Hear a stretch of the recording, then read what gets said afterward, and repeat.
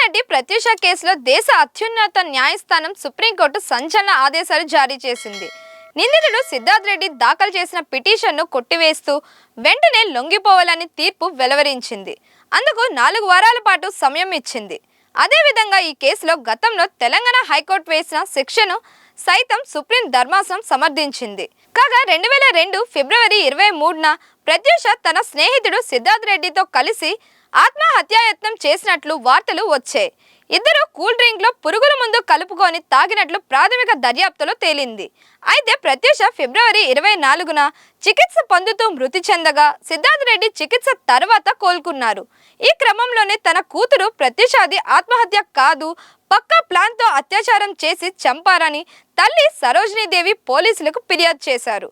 ఈ మేరకు 2004లో Hyderabad metropolitan sessions judge నిందితుడు సిద్ధార్థ్ రెడ్డి స్నేహితురాలు ప్రత్యూషను ఆత్మహత్య చేసుకునేలా ప్రేరేపించారని దోషిగా తేలుస్తూ 5 ఏళ్ల కఠిన కారాగార శిక్ష, 5,000 జరిమానా విధించారు.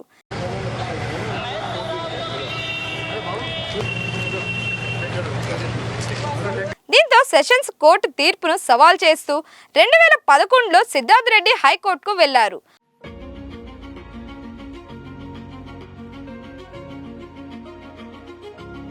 హైకోర్టు శిక్షా కాలాన్ని 2 ఏళ్లకు తగ్గిస్తూ జరిమానాను 50,000కు పెంచుతూ తీర్పునిచ్చింది.